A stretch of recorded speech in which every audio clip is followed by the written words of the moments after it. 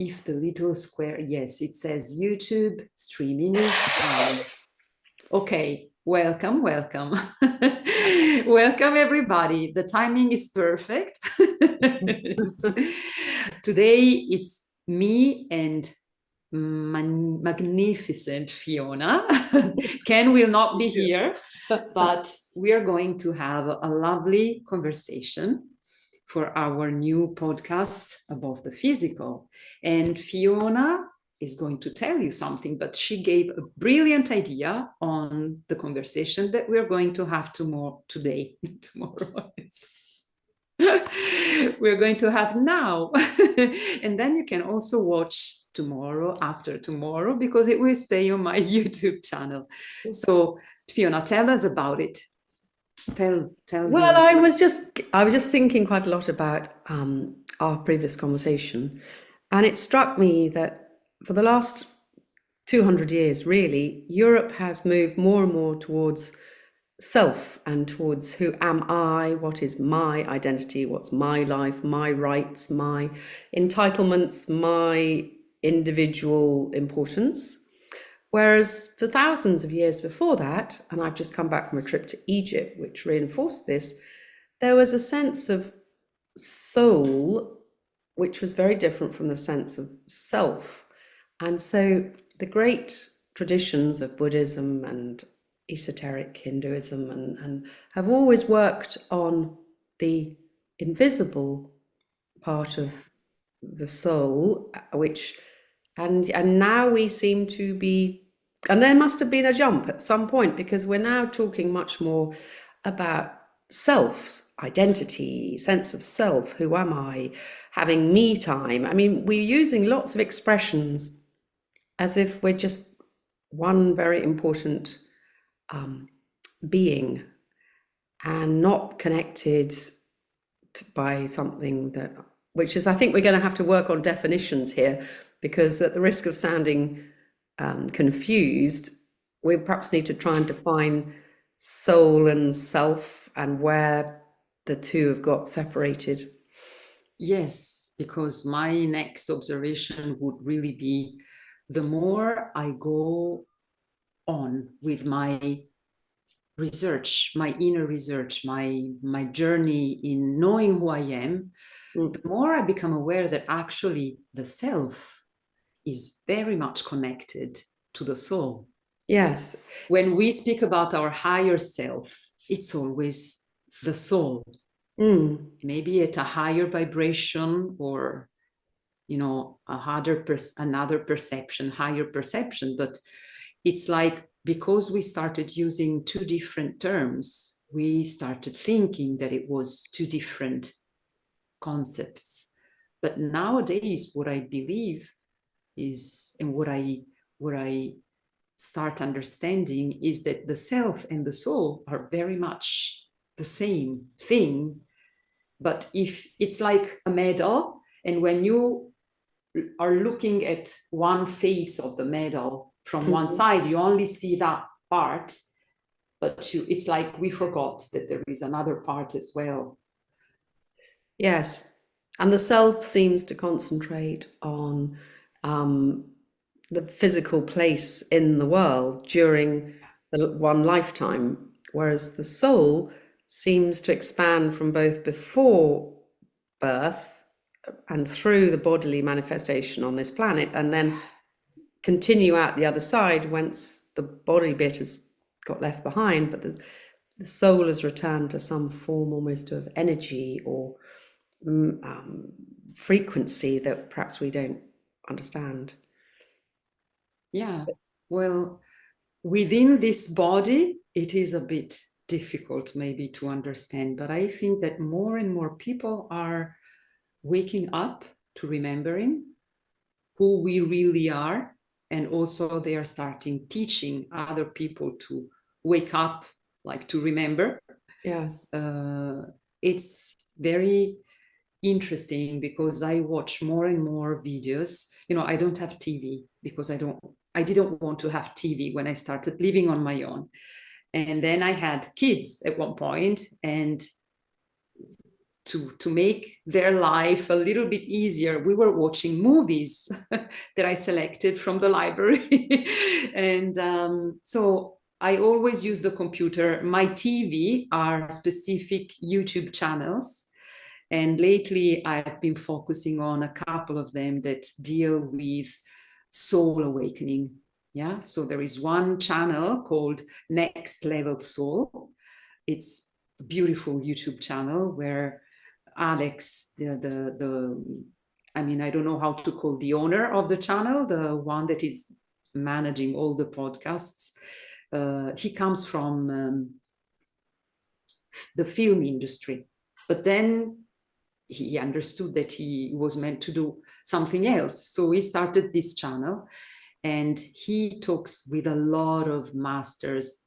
He talks with a lot of NDEs, people that are sharing their experience. And every time these people share something with him, for me, it's a little piece coming, you know, a little piece that I can add to my jigsaw of my big cloud, very confused still cloud of who I am.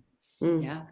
And but a lot of them say the same, you know, it's like the soul cannot perceive because it's compressed inside the body. And when it's so compressed, it is very, very difficult to think that it can be much more, because it's so much more. And then something has to happen, or something has to switch. It's not that you have to die to remember, but at one point you have to make an effort to be willing to know more about yourself and your soul. And can you remember when that moment happened to you? Was it a particular moment, or was it a gradual realization? Well, for me, it was a gradual that came to a certain moment where it was clear to me that we are much more than the body. So gradual, because I had to go through very many lessons, heavy lessons, and I was so angry about them. I thought it was unfair. I thought I hadn't chosen them. I'd chosen all the experiences that I had lived.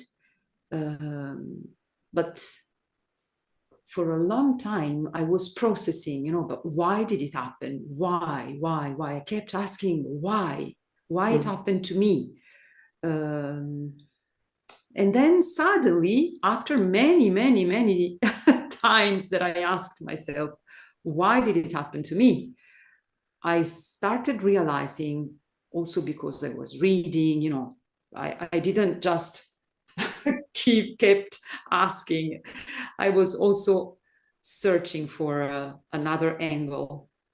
So at one point, I started reading about forgiveness, and it resonated a lot with me.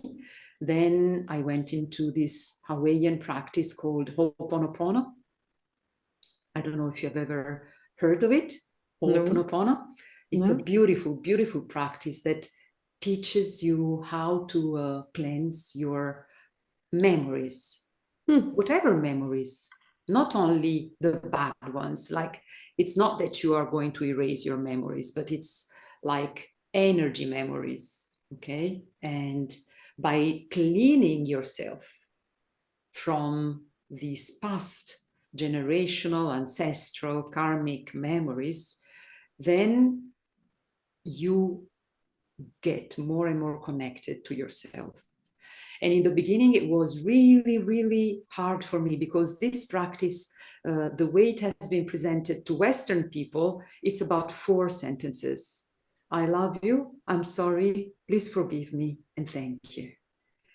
And for me, it was very difficult to say, I'm sorry, please forgive me. Very, very difficult, because I was still in a place where I was accusing others.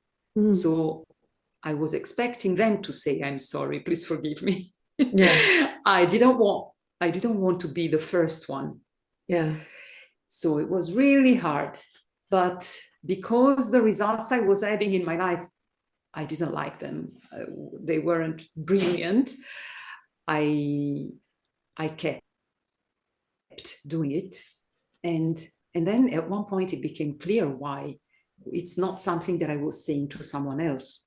I was saying, I'm sorry, please forgive me, to my soul, to myself. Oh, how interesting.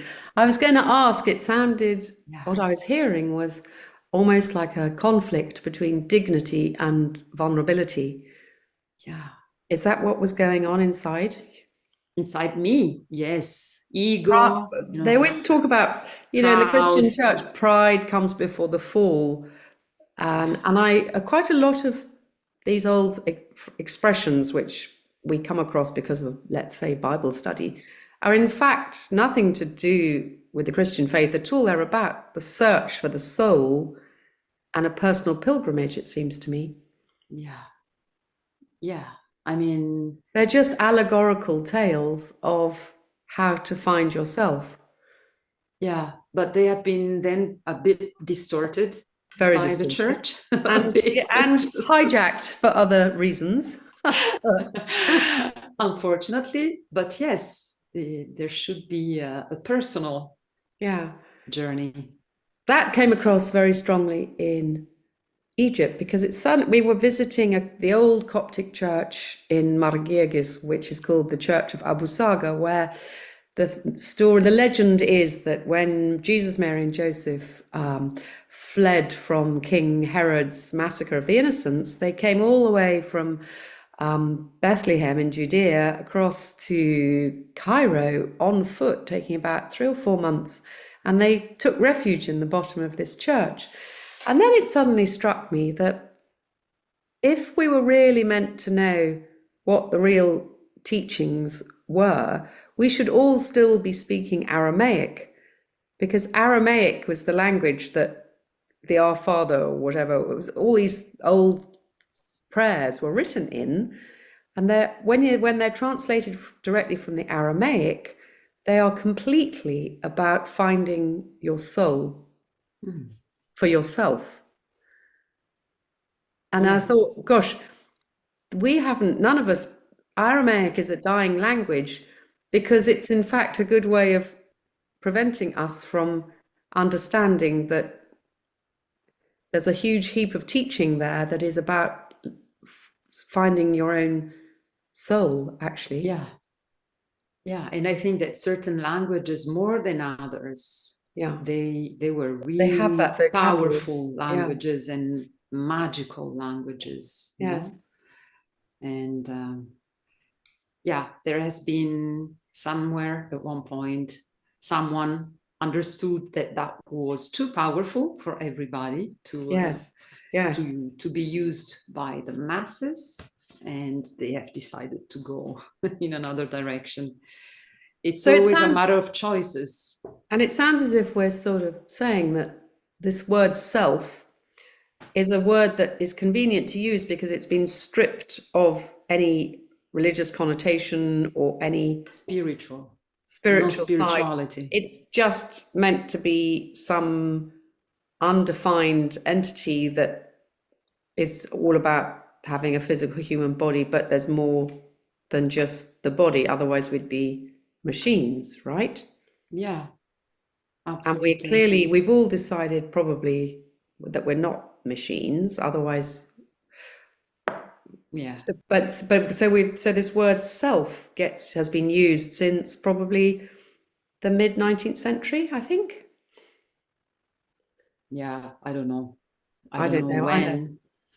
It's I don't know if it took slowly over the soul, but there have been very dark periods anyway in our history in Europe and mostly. Yeah.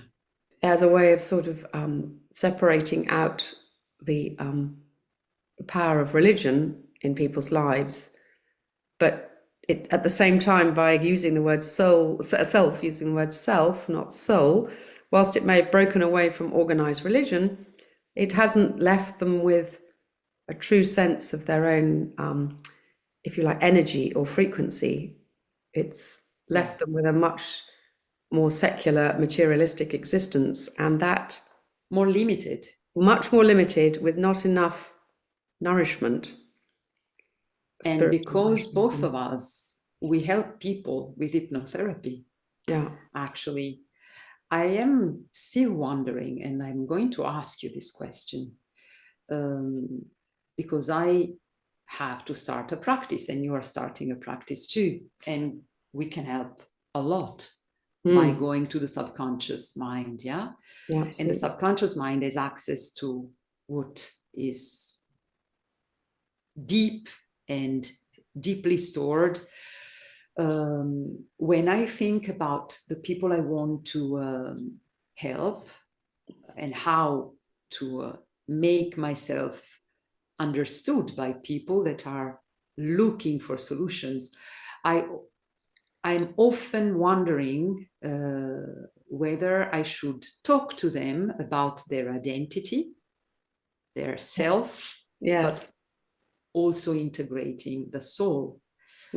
Because it's really, it doesn't work for everybody in the same way. We're not at the same pace with everybody else.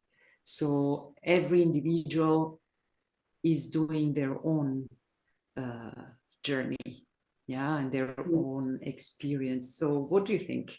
How would you blend together hypnotherapy and the self and the soul? Well, I think when a child is little, up until about the age of 7, they've got a very natural and instinctive sense of they've got huge imaginative play. And that's probably the point at where the concept of soul is most fertile and most easy to keep going. But once they go to formal education, and there's there's a sort of insistence on sciences and mathematics and learning to write carefully, and the creative and the creative side of them shrinks and shrivels away. That's not to say that scientists don't have a sense of a soul, because quite often scientists have an extraordinary sense of what's out in the universe, and they can only attribute it to spirit or energy or something else. But I do think we shut down the natural sensibility very young in small children, and we risk making them a little bit brutish and a little bit unfeeling, unless we introduce poetry and song and theatre and dance and art and music, and that keeps their spiritual side going until they mature and wanting to find out more. Yeah. In fact, I was musing the other day that there's tension, certainly in European civilization, between your sense of self and what you've lost, which is your soul, and it builds and it builds and it builds. And I think that's why it gets called a midlife crisis, because suddenly there's a collision between what you thought was the good thing to do: get educated, get out, get a job, get a car, get a house, get a family, get all these things. But there's a hollowness that suddenly hits people in midlife, and they realize that they're missing something else. And that is soul, probably the soul element. Yeah. And, I was speaking to a dear friend a while ago about life, certain things that she were working in her life, relationship-wise, family-wise. And she's a very religious person. She goes to church 2-3 times per day. So you would think that she has a sense of the soul that is really deep. But if you really have a very deep sense of the soul, how can you end up at 60 years of age telling yourself, I never knew what I wanted to do in my life? Yeah. So this is also something very intriguing for me, because there are people who are practicing a lot of religious practices. And I don't say that it's wrong, but it's just that the spirituality practice is not always going very well along with the religious practice. And when she told me that, I was speechless, because she is a very balanced person, very calm and loving. She's really loving. But when she told me that sentence, I never knew what I wanted to do. So I just followed what I was instructed to do. And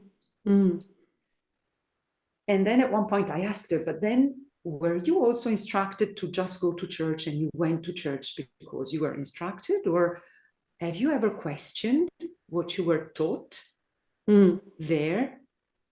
But she replied to me that in a way she feels at peace when she goes to church. She cannot explain why, but she doesn't question what she doesn't understand. So there is also this other category of people, that apparently they look like they are spiritually, but they are religiously active.